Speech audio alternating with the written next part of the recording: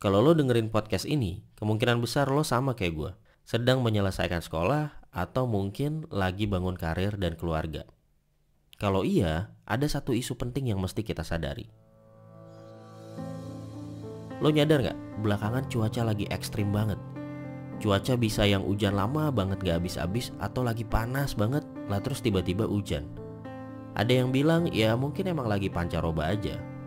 Ada benernya, tapi masa lo gak ngerasa sih perubahan signifikan dalam 5 tahun terakhir? Cuaca jadi gak nentu, bencana jadi ada di mana-mana, pertanian terganggu. Yang ujung-ujungnya kerasa juga ke kehidupan kita sehari-hari. Buat kita yang lagi ngerasa hidup baik-baik aja, coba pikir lagi. Karena ini bukti nyata kalau perubahan iklim sedang terjadi. Yang menurut gua aneh kalau kita gak peduli. Karena gampangnya kalau pertanian rusak dan makanan gak ada, ya lu gak bisa kerja. Kalau tempat tinggal lo rusak karena bencana, ya gak ada karir yang bisa lo bangun. Kalau bumi rusak, anak lo juga yang akan susah nantinya. Ini yang akhirnya bikin gue penasaran dan riset banyak hal. Baca-baca, nonton, dan pelajari lagi tentang isu perubahan iklim. Makanya ketika lihat Bank Indonesia bikin kompetisi podcast bicara makro prudensial, gue langsung tertarik ikutan karena ada satu subtopik yang relevan. Keuangan atau pembiayaan hijau. Jadi di podcast ini, gue pengen coba ajak lo untuk mengulik isu yang kompleks ini untuk lebih mudah dipahami dan dicerna. Tentang climate change alias perubahan iklim, dan yang lebih menarik lagi, gimana kita bisa mengurangi perubahan iklim dari sudut pandang kebijakan keuangan. Gue akan bagi pembahasan jadi 3 bagian. Yang pertama, masalah yang ditimbulkan perubahan iklim. Kedua, apa hubungannya institusi keuangan seperti bank dengan perubahan iklim. Dan ketiga, apa kebijakan makroprudensial yang dilakukan Bank Indonesia sebagai bank sentral untuk mengatasi perubahan iklim dan mendorong pembiayaan hijau di Indonesia. This is Podcast Subjektif, dan gue Iqbal Haryadi. Bagian pertama, masalah kita bersama perubahan iklim. Gue cukup yakin kebanyakan dari kita tahu dan aware dengan isu perubahan iklim. Tapi banyak dari kita yang masih merasa bahwa ini masalah yang gak urgent. Mungkin lo berpikir, hidup gue kayaknya baik-baik aja. Tetap bisa pesan makan pakai ojek online, tetap bisa kerja dari rumah atau kafe, main sosmed, nonton Netflix, internetan. Kayaknya semua baik-baik aja. Atau lo berpikir, ini mah isu orang kaya. Kaum ekonomi lemah kayak gue mengurus makan aja dulu. Kalau lo beranggapan kayak gitu, coba pikir lagi.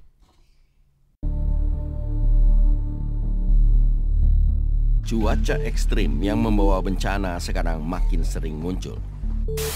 Tingginya curah hujan yang terjadi di sejumlah wilayah di Sulawesi Selatan membuat sejumlah pemukiman warga terendam banjir hingga 1 meter. Hujan es disertai puting beliung menerjang Madiun, Jawa Timur Minggu sore. Hanya dalam 10 menit, puting beliung memorak-porandakan puluhan rumah di 6 desa di 4 kecamatan. 3 kabupaten di Kalimantan Selatan mengalami bencana banjir pekan ini. Banjir terparah Senin kemarin terjadi di Kabupaten Hulu Sungai Tengah yang merendam 1.100 rumah warga dan berdampak pada 2.000 kepala keluarga. Di wilayah ini banjir juga merusak ratusan hektar sawah. Badan Nasional Penanggulangan Bencana BNPB mencatat, dalam 1 dekade terakhir, 98% frekuensi kejadian bencana di Indonesia adalah dampak perubahan iklim. Semua cuplikan berita bencana dari Kompas TV, DW Indonesia, dan TV One yang gua kutip barusan terbit di 1 tahun terakhir. Dan itu hanya sebagian kecil dari ribuan bencana alam yang terjadi di Indonesia setiap tahunnya. Menurut gua, ini adalah bukti paling valid dan konkret kalau perubahan iklim beneran terjadi yang langsung kerasa ke kehidupan kita sehari-hari. Kalau kita lihat data dari BNPB, selama 10 tahun terakhir terjadi kenaikan jumlah kejadian bencana alam setiap tahunnya. Tahun 2010, BNPB mencatat 1.945 kejadian bencana. Terus kita lompat ke 2020, tercatat ada 2.900 kejadian bencana, dan di tahun 2021 ada 3.092 kejadian bencana. Naik 150% dalam 1 dekade. Coba sekarang lu Google sambil dengerin ini, dekade penuh bencana bagi Indonesia. Lu akan nemu artikel dari Databox dan lu bisa lihat grafiknya. yang naik terus ke atas. Dan 2 tahun terakhir, bencana didominasi banjir yang sangat erat kaitannya dengan cuaca yang tidak menentu. Nah, bencana dan ketidakteraturan cuaca itu berpengaruh juga ke pertanian. Pertanian kan sangat tergantung sama keteraturan musim. Kapan mesti nanam, kapan mesti panen. Nah, sementara ketika cuaca nggak menentu, banyak terjadi gagal panen. Ribuan hektar sawah di Kabupaten Kota Waringin Timur, Kalimantan Tengah gagal panen akibat banjir. Kerugian akibat gagal panen ini diperkirakan mencapai miliaran rupiah dan berdampak pada ribuan petani. Akibat curah hujan yang tinggi, sejumlah petani sayuran di Kabupaten Sorong mengeluh. Selama curah hujan masih tinggi, hampir sebagian besar petani tidak dapat memanen hasil pertanian dengan baik. Kondisi ini dipicu oleh datangnya hujan di musim kemarau yang tidak dapat diprediksi sebelumnya oleh petani. Akibatnya musim panen di bulan September ini tidak maksimal. Nah, sekarang lu bayangin, gimana kalau banyak lahan pertanian yang gagal panen? Gimana kalau karena gagal panen, pangan jadi langka dan terjadi krisis? Gimana kalau terjadi krisis pangan, ditambah kerusakan karena bencana, dan terjadi krisis ekonomi? Ini bukan hal yang mustahil, bahkan banyak yang memprediksi krisis finansial global berikutnya sangat mungkin terjadi karena dipicu oleh perubahan iklim. Sampai sini, gue rasa makin jelas dampak perubahan iklim buat kita. Yang masih jadi tanda tanya adalah, emang gimana perubahan iklim bisa berpengaruh sampai ke krisis finansial? Kita masuk ke bagian kedua, pengaruh perubahan iklim terhadap stabilitas sistem keuangan. Dalam satu laporan berjudul Why Climate Change Could Lead to a Financial Crisis, CNBC Reports membahas bagaimana dampak-dampak perubahan iklim bisa menggulung dan menyebabkan terjadinya krisis finansial. Ada 2 hal dari dampak perubahan iklim yang bisa memicu krisis finansial. Faktor pertama, ketika kerugian makin sering terjadi karena bencana atau kejadian serupa, maka kerugian finansial yang terjadi bisa memicu efek domino terhadap stabilitas sistem keuangan. Berikut yang disampaikan Kristalina Georgieva, Managing Director International Monetary Fund. These disasters are becoming more frequent and more severe. Property is affected. Production capacity of agriculture, of industry is affected. Even the very financial institutions may be affected. Ketika bencana makin sering dan parah terjadi, rumah dan fasilitas publik pasti kena imbasnya. Produksi pertanian pasti kena imbasnya juga. Bahkan institusi finansial pasti kena imbasnya juga. Nah, kalau semuanya kena imbasnya, semuanya jadi beresiko mengganggu stabilitas sistem keuangan. Dari Indonesia sendiri, Kementerian Keuangan Republik Indonesia mencatat rata-rata kerugian akibat bencana di Indonesia itu 22,85 triliun setiap tahun. 22,85 triliun nih, bukan miliar ya, triliun. Nah, lu bayangin aja, 22 triliun setiap tahun hilang. Sebagai gambaran, 22 triliun itu bisa bayarin BPJS kelas 1 selama 1 tahun buat 2,2 juta orang. Gue coba kasih contoh gimana imbas perubahan iklim ini bisa memicu ke krisis keuangan yang mungkin oversimplifikasi, tapi mudah-mudahan bisa kasih gambaran. Jadi misalnya karena terjadi banjir besar, ada ribuan orang yang kehilangan rumah atau propertinya. Padahal mungkin mereka masih harus nyicil pengembalian pinjaman KPR ke bank. Tapi karena rumahnya hilang dan rusak, mereka jadi mengalami gangguan ekonomi, kan jadi susah jadi kehilangan, kemudian mungkin jadi sulit pekerjaan dan jadinya nggak bisa menyicil pengembalian ke bank.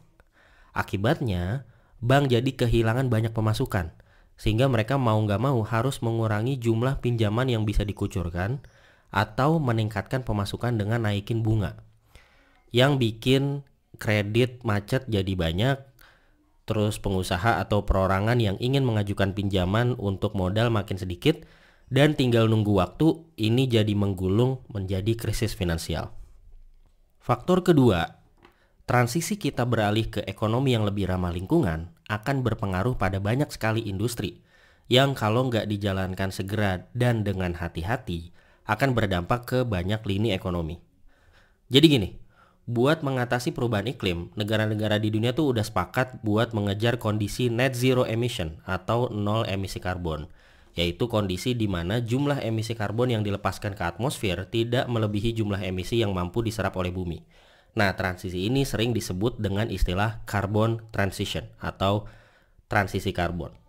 Buat ke sana, kita perlu melakukan banyak sekali transisi di berbagai industri. Misalnya di sistem energi nih, dari yang sekarang kita pakai energi fosil seperti minyak atau batu bara, kita beralih ke sistem energi bersih seperti tenaga surya atau tenaga angin. Atau misalnya di sistem transportasi, dari yang sekarang kendaraan kita bertenaga bensin, kita beralih ke kendaraan listrik. Sebagian mungkin udah kelihatan di Indonesia. Misalnya lu pasti udah pernah lihat tuh armada ojek online yang mulai pakai motor listrik tuh, nggak ada suaranya, nggak ada asapnya juga gitu ya. Atau kalau lu ke mall, mungkin udah mulai rame juga mobil-mobil yang promosiin mobil listrik secara gencar. Misalnya yang sering gue lihat Hyundai Ioniq. Belum lagi kalau di US kita udah sering dengar dan lihat juga Elon Musk dengan Teslanya. Nah, sekarang coba bayangin seberapa besar nilai ekonomi yang berputar di industri minyak bumi aja, dari mulai pertambangan, pemrosesan, distribusi, pom bensin, sampai ke kendaraannya. Termasuk di dalamnya investasi dan perputaran uang dari institusi keuangan seperti bank. Nah, buat mencapai net zero emission, maka pelan-pelan kita akan beralih ke industri energi bersih. Sehingga semua ekonomi dan pekerjaan di industri minyak bumi pelan-pelan akan terus menurun nilainya. Lama-lama pekerjaan di situ akan berkurang bahkan hilang. Yang kalau nggak disiapin transisinya dengan proses yang bertahap dan benar, banyak orang akan kehilangan pekerjaan, banyak orang akan terdampak ekonominya, pasar bisa shock, dan akhirnya bisa memicu krisis finansial. Nah, inilah dua faktor yang perlu kita hindari. Faktor kerugian finansial akibat bencana yang semakin sering terjadi, dan faktor transisi karbon yang harus dilakukan dengan proses yang bertahap supaya sistem keuangan negara tetap stabil. Inilah pentingnya ada kebijakan yang mengatur sistem keuangan kita supaya kita bisa menghadapi perubahan iklim dengan tetap menjaga stabilitas ekonomi. Disinilah Bank Indonesia berperan dengan mengeluarkan kebijakan makroprudensial. Kita masuk ke bagian ketiga. Kebijakan makroprudensial khususnya pembiayaan hijau dari Bank Indonesia. Dari krisis ekonomi Asia tahun 98, krisis ekonomi tahun 2008, terus pandemi di 2020 yang dampak ke ekonominya gede banget, kita belajar kalau krisis itu bisa bersumber dari mana aja. Bahkan nggak harus berawal dari sektor keuangan, bisa jadi dari krisis kesehatan seperti yang terjadi di pandemi, atau juga bisa dari krisis lingkungan yang diprediksi akan terjadi dengan perubahan iklim nanti gitu. Karenanya, negara harus bisa memitigasi resiko secara cepat dan tepat, supaya kalaupun krisis kejadian, kita tetap bisa menjaga stabilitas makroekonomi dan mencegah perluasan resiko yang dapat berdampak pada satu perekonomian secara menyeluruh. Inilah yang ingin dijaga dengan kebijakan makroprudensial. Simpelnya, kebijakan makroprudensial adalah kebijakan yang bertujuan memelihara stabilitas sistem keuangan negara secara keseluruhan melalui pembatasan resiko sistemik. Kebijakan ini diatur oleh Bank Indonesia sebagai bank sentral di Indonesia yang terus berinovasi di aspek digital, inklusi keuangan, dan kebijakan berwawasan lingkungan alias green financing atau pembiayaan hijau. Jadi, nyambung dengan bahasan kita sebelumnya, Bank Indonesia udah mengajak kita satu Indonesia bersama-sama bersiap-siap menghadapi tantangan perubahan iklim, yaitu dengan kebijakan makroprudensial khususnya pembiayaan hijau. Gue coba mengutip langsung cuplikan dari YouTube Warwick Business School, di mana Bapak Peri Warjio, Gubernur Bank Indonesia, cerita singkat gimana strategi Bank Indonesia terkait pembiayaan hijau untuk menghadapi isu perubahan iklim. We already doing, because Bank Indonesia is joining, central group of the central bank group of the financial sustainability of finance. We are a member of that. And beyond that, we also issuing a regulation, mostly on the macroprudential, because linking to finance, the green macroprudential. We issue that. Also, we also developing the market for the finance. So my heart is on the green finance, the green economy, the green finance. The central bank are doing, not only from the heart, but also on the policy and the thinking, the advice, and so on. So that's why the government are addressing with the transition period, because we cannot just shift from the old style of using natural resource, the coal, the palm oil, and so on into the new. Need the transition period. And the transition period, this is where actually you can call it a carbon market and so on. This is where actually we're working from the central bank, from the sustainable finance. We're working with the bank to how to structure the financing. Gitu teman-teman. Ngerti gak? Nggak ngerti loh bang. Nggak bisa bahasa Inggris. Gak apa-apa. Kalau gak ngerti, sini gue rangkumin. Intinya Pak Peri bilang gini. Bank Indonesia itu udah menjalankan berbagai kebijakan untuk menghadapi perubahan iklim. Di antaranya dengan mengeluarkan kebijakan makroprudensial, menyiapkan periode transisi yang dipimpin oleh pemerintah, serta bekerja sama dengan bank untuk membangun sistem pembiayaan hijau. Nah, lebih detailnya, ada 3 cara yang Bank Indonesia lakukan untuk mengembangkan instrumen keuangan atau pembiayaan hijau. Kita bahas satu persatu. Pertama, dengan meningkatkan instrumen keuangan hijau dan investasi hijau. Gampangnya gini, BI mendorong supaya investasi di sektor hijau terus ditingkatkan, misalnya untuk pengembangan transportasi bertenaga listrik atau bangunan ramah lingkungan. Bukan cuma supaya transisi kita ke cara hidup yang lebih baik bisa lebih cepat, tapi juga bakal menciptakan sumber-sumber pertumbuhan ekonomi baru dan membuka banyak lapangan pekerjaan. Hal ini juga diungkapkan Deputi Gubernur Senior Bank Indonesia, Destri Damayanti. Indonesia memiliki kekuatan sumber energi terbarukan yang sangat besar. Potensi ini tentunya harus dapat kita manfaatkan dan kita kelola dengan baik. Dan melalui pemanfaatan yang tepat, Presiden COP26, Alok Sharma, menyebutkan bahwa Indonesia berpeluang menjadi negara superpower di tengah usaha penanggulangan perubahan iklim dunia. Transisi menuju ekonomi rendah karbon tentunya bisa membuka potensi untuk mengundang masuknya investor dan investasi global ke Indonesia. Perekonomian yang rendah karbon diperkirakan akan membawa masuk investasi global dan mengakselerasi pertumbuhan ekonomi, termasuk mendorong peningkatan cadangan devisa. Kedua, cara Bank Indonesia mengembangkan keuangan hijau adalah dengan membangun ekosistemnya, dengan mengajak semua pihak berkolaborasi. Melakukan transisi hijau yang besar ini udah jelas bukan perkara gampang, dan gak mungkin juga cuma BI atau cuma 1-2 stakeholders yang bekerja. Perlu semuanya, institusi keuangan, pemerintah, otoritas, perusahaan, sampai masyarakat seperti gua dan elu untuk kolaborasi bareng bikin ekosistem yang mendukung transisi ke keuangan hijau. Beberapa inisiatif untuk mengembangkan ekosistem ini misalnya dengan mengembangkan taksonomi hijau, yaitu panduan klasifikasi aktivitas ekonomi yang mendukung upaya perlindungan lingkungan hidup serta mitigasi dan adaptasi perubahan iklim. Selain itu, terus dikembangkan berbagai lembaga pendukung, regulasi, dan hal-hal lain supaya mempercepat pembangunan dengan konsep hijau dan berkelanjutan. Ketiga, BI mengembangkan keuangan hijau dengan terus melakukan capacity building alias sosialisasi ke berbagai pemangku kebijakan dan stakeholder, supaya meningkatkan pemahaman dan keahlian dari industri dan pasar global maupun domestik. Termasuk salah satunya yang BI lakukan dengan lomba podcast bicara makroprudensial ini, supaya lebih banyak anak muda tahu tentang kebijakan makroprudensial yang BI keluarkan terkait pembiayaan hijau. Di titik ini, kita udah bahas tentang perubahan iklim yang nyata, yang udah terasa di keseharian kita. Kita udah bahas gimana cuaca yang gak menentu dan bencana yang terus meningkat bisa berdampak ke semua lini kehidupan kita, bahkan berpotensi memicu krisis keuangan. Tapi, di tengah ancaman dan ketakutan, kita juga udah tahu bahwa justru ada peluang untuk kita bisa melewati krisis ini. Caranya, dengan melakukan transisi pada cara kita sebagai manusia hidup, beralih ke sumber energi dan industri yang ramah lingkungan dan berkelanjutan.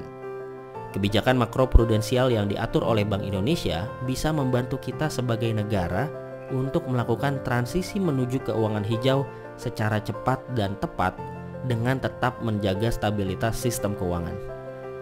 Dengan semua prosesnya, gue jadi percaya kalau kita bisa optimis. Indonesia bisa melakukan transisi hijau, menciptakan pertumbuhan ekonomi dan lapangan kerja dengan tetap menjaga bumi kita. Gue Iqbal Haryadi dari Podcast Objektif. transkrip dan sumber kutipan di podcast ini dapat diakses di s.id/pembiayaan hijau.